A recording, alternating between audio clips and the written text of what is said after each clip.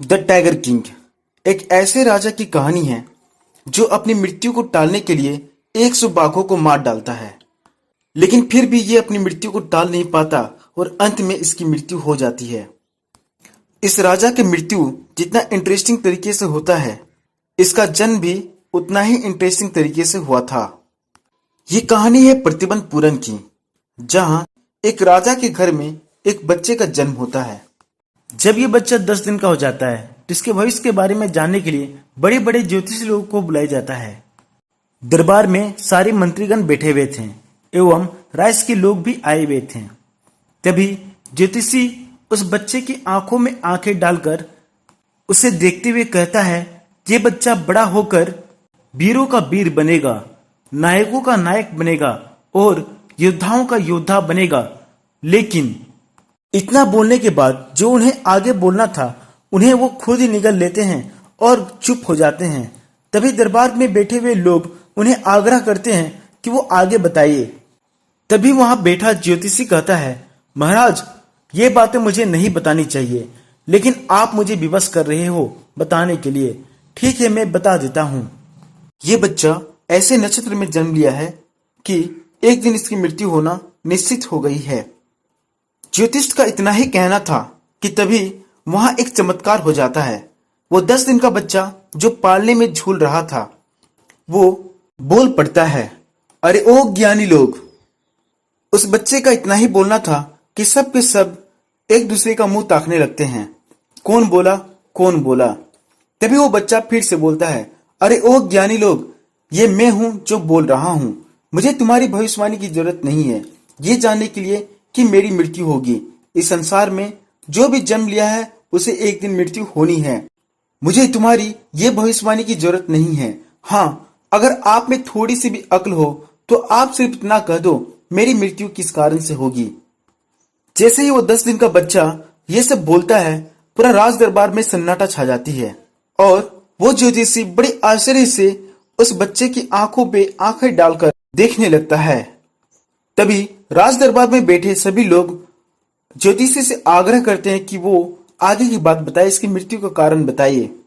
तब ज्योतिषी कहता है कि देखो, ये बात नहीं बोलनी चाहिए, लेकिन आप लोग हमें विवश कर रहे हो तो मैं कह देता हूं।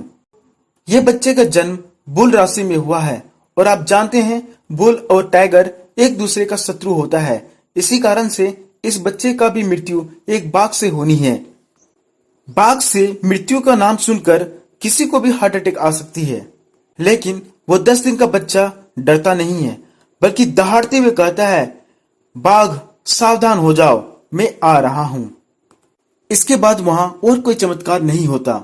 यह बच्चा धीरे धीरे बढ़ता है और ताकतवर होते जाता है। इस बच्चे का परवरिश भी बड़ी खास तरीके से होता है। इस बच्चे के देखरेख के लिए इंग्लैंड से एक गाय मंगाई जाती है। इस बच्चे को दूध पिलाने के लिए इंग्लैंड से एक गाय मंगाई जाती है और इसे पढ़ाने के लिए इंग्लैंड से एक शिक्षक मंगाई जाती है। और तो और ये बच्चा बॉलीवुड फिल्म ना देखकर हॉलीवुड फिल्म देखता है। ये बच्चा एक शाही घर के बच्चे की तरह शाही अंदाज में अपनी जिंदगी को जीता है।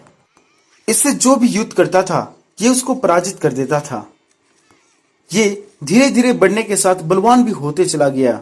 अब जब इसकी उम्र 20 साल की हो जाती है तब राज दरबार की जिम्मेवारी इसके ऊपर आ जाती है।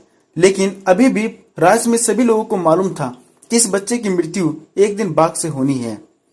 फिर ये राजा कैसे बन सकता है, ऐसी चर्चा लगातार चलती जा रही थी। ये बातें लोगों से होते हुए राजा के कानों तक पहुंच जाती है। प्रतिबंध पूरन में कई जंगल हुआ करते थे और उसमें अनगिनत बाघों की संख्या थी और ये राजा जानता था कि अपनी जान बचाने के लिए हम किसी को भी मार सकते हैं, चाहे वो एक बाघ ही क्यों ना हो। राजा सैनिकों के साथ जंगल चला जाता है। वहां उसे एक बाघ से मुठभेड़ होती है। राजा अपनी बंदूक से गोली मारता है, लेकिन वो गोली बाघ को नहीं लगती और बाघ उसके ऊपर झपट पड़ता है। राजा अपनी बंदूक को फेंककर उस बाघ से अपने हाथों से लड़कर उसको पराजित कर देता है और उसे मारकर अपने सैनिकों को कहता है, चलो इसे उस पंडित के पास ले चलो जो ये भविष्यवाणी किया था कि मैं बाघ के हाथों मारा जाऊंगा। देखो, उसकी भविष्यवाणी गलत हो गई। तो ज्योतिष कहता है कि मेरी भविष्यवाणी कभी झूठा साबित नहीं हो सकता।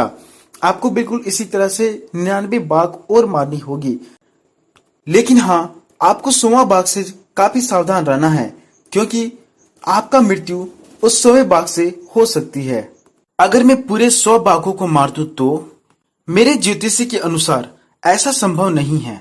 अगर ऐसा हो गया तो मैं अपने सारे ज्योतिषी के बुक को फाड़ के फेंक दूंगा, उसे आग में जला दूंगा, और ये मैं अपने सर पे जो चोटी रखा हूं ना, इसे भी मैं काट दूंगा और अपने बालों को ट्रिम करवा लूंगा और एक इंश्योरेंस एजेंट बन जाऊंगा। अब तो मैं आपसे 100 बाघों को मार के ही मिलूंगा। अब राजा अगले ही दिन अपने राज्य के सभी लोगों को बुलाता है और यह प्रतिबंध लगा देता है कि अब प्रतिबंधपुरम के जितने भी सारे जंगल हैं वहां पे कोई भी बाघों का शिकार नहीं करेगा और ना ही कोई उसे नुकसान पहुंचाएगा। अगर कोई व्यक्ति बाघों को ढेला मारते हुए भी पकड़ा जाता है तो उसे इस राज्य से निष्कासित कर दिया जाएगा, उसके सारे संपत्ति को जब्त कर लिया जाएगा। ये खबर तेजी से फैलती है और प्रतिबंधपुरम के जंगलों तक पहुंच जाती है और जंगल के बाघ आपस में जश्न मनाने लगते हैं, क्योंकि पहले कोई भी शिकारी आकर बाघ को मार सकता था, लेकिन अब बाघ की हत्या सिर्फ राजा ही करेगा और एक राजा भला कितना बाघ मार सकता है। ये सोचकर बाघ आपस में जश्न मनाने लगते हैं। लेकिन अगले ही दिन से राजा बाघों को शिकार करने के लिए अपने सैनिकों के साथ प्रतिबंधपुरम के जंगल में चले जाता है और वह बाघों को शिकार करना शुरू कर देता है। वह लगातार बाघों को मारते गया। फिर अचानक प्रतिबंधपुरम में एक हाई रैंक का ब्रिटिश ऑफिसर घूमने पहुंच जाता है। इसे भी बाघों को मारकर फोटो खिंचाने का बड़ा शौक था। वह ब्रिटिश ऑफिसर एक पत्र लिखता है। राजा ब्रिटिश ऑफिसर का यह इच्छा को देखकर काफी भयभीत हो जाता है। फिर वो रात भर सोचता है और खुद भी एक पत्र लिखकर दीवान के सहारे ब्रिटिश ऑफिसर तक पहुंचाता है। वह लिखता है, आप हमारे यहाँ पे पधारे, इसके लिए आपको बहुत बहुत धन्यवाद। लेकिन आप जिस इच्छा से हमारे यहाँ पधारे हैं, मैं उस इच्छा को पूरा करने में असमर्थ हूँ।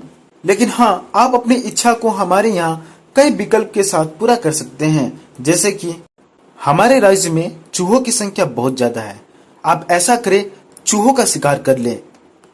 और अगर चूहों से भी आपका मन ना भरे तो फिर हमारे यहाँ शिकार करने के लिए मच्छर भी है, आप बैठे बैठे मच्छर भी मारते रहें, हमें कोई अफसोस नहीं होगा।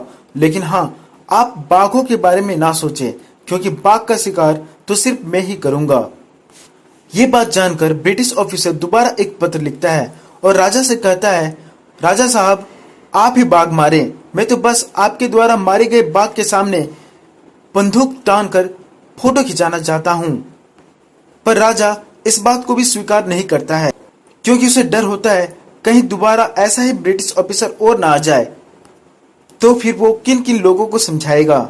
लेकिन उसे डर भी रहता है कहीं ब्रिटिश ऑफिसर नाराज ना हो जाए, क्योंकि अगर उसे गुस्सा आ गया तो हो सकता है कि वो उसके राज्य पर चढ़ाई कर दे और पूरा राज्य को ही अपना गुलाम बना ले।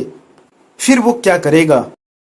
क्यों ना ब्रिटिश ऑफिसर की पत्नी को खुश किया जाए, फिर उसकी पत्नी ब्रिटिश ऑफिसर को मना लेगी और यह वापस चला जाएगा। लेकिन उसे खुश कैसे किया जाए? स्त्री को केवल गहने से ही खुश किया जा सकता है।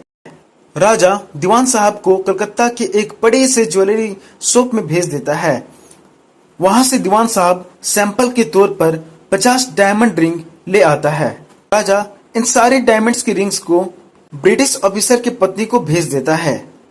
राजा सोचा था इतने सारे सैंपल्स में वो केवल 1 या 2 ही पीस रखेगी, लेकिन ब्रिटिश ऑफिसर की पत्नी सारे के सारे डायमंड रिंग्स को अपने पास रख लेती है और वह महाराज को खत लिखकर शुक्रिया कहती है और वो दोनों वहां से चले जाते हैं। अगले ही दिन राजा के दरबार में 3 लाख रुपीस का बिल आ जाता है।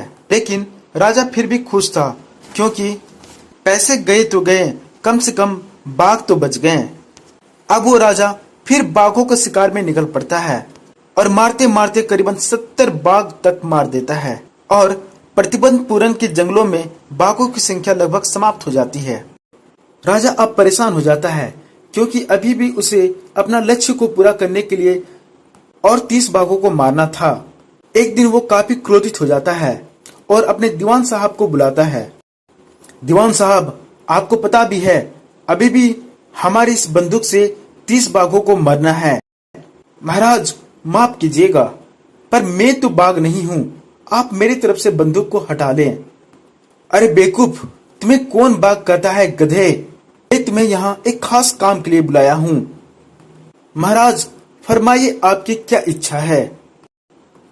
दीवान साहब, मैं शादी करना चाहता हूँ। महाराज, मैं बताऊं, आपके पूर्वजों ने तो तलवारों से और भाले से शादी किए हैं। आप ऐसा क्यों नहीं करते? आप बंदूक से शादी कर लें। उन्होंने तो तलवार चलाकर जिंदगी काट लिए हैं, आप बंदूक चला के जिंदगी काट लीजिएगा। अरे गधे, मुझे एक कन्या से शादी करनी है। तुम जाओ और पता करो, क्या किसी राज्य में ऐसा कोई राजा है जिसकी बेटी है जिसे मैं शादी कर सकूं? और हाँ, उस राज्य में बाघों की संख्या भी होनी चाहिए। जी महाराज, मैं समझ गया। अब दीवान साहब एक लड़की की तलाश में निकल पड़ता है। बहुत राज्यों में घूमने के बाद उसे एक राज्य में ऐसा मिल जाता है जिस राज्य में बाघों की संख्या बहुत ज्यादा थी। अब राजा उस लड़की से शादी करता है और जब जब वो अपना ससुराल जाता था तब तब वो 4-5 बाघों को मार के ही आता था। इस तरह से बाघों को मारते मारते वो 99 बाघ को मार दिया और इस ससुराल में भी बाघों की संख्या खत्म हो गई। राजा बहुत क्रोधित हो जाता है क्योंकि लक्ष्य को पूरा करने के लिए सिर्फ एक ही बाघ शेष रह जाता है। राजा के लिए अंतिम बाघ का शिकार करना बहुत ही मुश्किल हो गया था। फिर एक दिन राजा के दरबार में एक सूचना आती है कि राज्य के पहाड़ी इलाकों से भेड़ बकरियां लगातार गायब हो रही है। राजा ने पहले यह जानने का प्रयास किया, ये कहीं खैदर मियाँ साहब का खेल तो नहीं ना है, क्योंकि ये बंदा अकेले ही 3-4 बकरियों को निगल जाता था। पर ये दोनों तो गांव में थे ही नहीं, इसका मतलब भेड़ बकरियों को कोई बाघ ही मार रहा है। अब राजा ये ऐलान करता है कि जो भी उस बाघ को मारने में हमको मदद करेगा उस गांव को 3 साल तक टैक्स की छूट दी जाएगी। और राजा बाघ के शिकार के लिए निकल पड़ता है, लेकिन बाघ भी बहुत ही चालाक था। वो ठान लिया था कि मैं राजा के हाथों नहीं मरूंगा। राजा उस बाघ को मारने के लिए पूरा जंगल ढूंढता है, लेकिन फिर भी वह बाघ उसे नजर नहीं आता। एक दिन वह गुस्से में आकर दीवान साहब को बुलाता है और कहता है, दीवान साहब, लगता है ये गांव वाले मेरी मदद नहीं करना चाहता। आप ऐसा करो कि इन गांव वालों का लैंड टैक्स डबल कर दो। महाराज, ऐसा हुआ तो ये लोग नेशनल कांग्रेस पार्टी के शिकार हो जाएंगे। मत भूलो दीवान साहब, अगर ऐसा हुआ तो आपको भी अपनी पोस्ट से रिजाइन देना होगा। दीवान साहब समझ जाता है कि राजा को समझा पाना बहुत ही मुश्किल है, उसे किसी भी तरह बाघ का जुगाड़ करना ही होगा। दीवान साहब मद्रास के पीपुल्स पार्क में चला जाता है और वहां से एक बुढ़ा बाघ लेकर आ जाता है। फिर उसे रात को वो और उसकी पत्नी दोनों मिलकर कार में भरकर उसे जंगल की ओर छोड़ देता है। बाघ बहुत ही कमजोर था। अगले ही दिन जैसे ही राजा शिकार के लिए जंगल जाता है तभी वो देखता है वह बाघ उसके सामने खड़ा है। बाघ को देखकर राजा बहुत ही खुश हो जाता है और अपना बंदूक बाघ की ओर तान देता है। बाघ भी समझ जाता है कि मेरी मृत्यु आ गई है और वो जमीन पर इस प्रकार बैठ जाता है मानो वो राजा से कह रहा हो, महाराज आपकी क्या इच्छा है? और राजा कह रहा है, अब तुम मरने के लिए तैयार रहो। और राजा गोली चला देता है। गोली बाघ के कानों को छूते हुए निकल जाती है, लेकिन बाघ गोली की आवाज को सुनकर ही जमीन पर गिर जाता है और राजा समझता है कि यह मर गया। और वो सैनिकों को आदेश देता है, चलो इसे वैन पे लोड करो और उस पुजारी के पास ले चलो जिन्होंने ये भविष्यवाणी किया था कि अंतिम बाघ से मैं मर जाऊंगा। राजा उस पंडित के पास चला जाता है।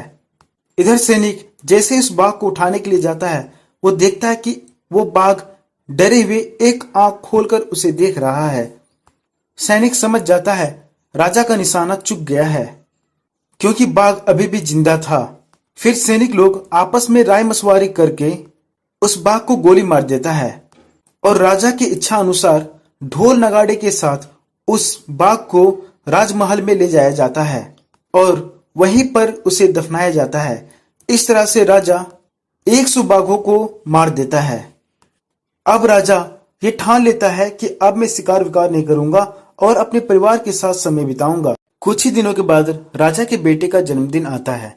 राजा सोचता है कि मैं अपने बेटे को एक सुंदर सा गिफ्ट दूंगा। वो प्रतिबंधपुरम के बाजार चला जाता है। वहां पर उसे लकड़ी का बना हुआ खिलौने का दुकान नजर आता है। वो वहां पे चला जाता है और उसे वहां एक लकड़ी का बना हुआ बाग नजर आता है। राजा सोचता है इससे अच्छा और कोई गिफ्ट होगा ही नहीं है। वह दुकानदार से उसका कीमत पूछता है और दुकानदार सोचता है राजा को अगर इसका वास्तविक कीमत बताया जाए तो राजा इतना घटिया चीज नहीं खरीदेगा। फिर वो सोचता है, कहता है कि राजा, जो बाग आप देख रहे हो ना, इसे एक बहुत ही बड़े कारीगर ने बनाया है और ये दुनिया में एकमात्र पीस मेरे ही पास है। अगर आप इसको खरीदना चाहते हैं तो आपको इसका 200 देना होगा। राजा खुश हो जाता है, उसको इतना अच्छा चीज मिल गया है। वह खुशी खुशी 200 रुपया निकाल कर उस दुकानदार को दे देता है। लेकिन इसे बनाने वाला एक मूर्ख कारीगर था, क्योंकि इस खिलौने में कई खरोंच थी। एक दिन जब राजा अपने बेटे के साथ इस बाग के खिलौने से खेल रहा था, राजा के हाथों में एक कील चुभ जाती है, जिससे उसके हाथों में इन्फेक्शन हो जाता है और उसके पूरे हाथों में घाव हो जाते हैं। अब राजा के इलाज के लिए बड़े बड़े डॉक्टर्स को बुलाए जाते हैं। डॉक्टर्स लोग आपस में राय विचार करके राजा के हाथों का ऑपरेशन करने का विचार करते हैं और राजा को ऑपरेशन थिएटर में घुसा दिया जाता है। कुछ देर बाद जब डॉक्टर्स लोग इलाज करके बाहर निकलते हैं, तब कहते हैं ऑपरेशन सक्सेसफुल रहा, लेकिन टाइगर किंग मर चुका है। राजा को इन्फेक्शन के कारण मौत हो जाती है और इस तरह से एक लकड़ी का बना हुआ बाघ 100 बाघों का बदला ले लेता है और कहानी खत्म हो जाती है।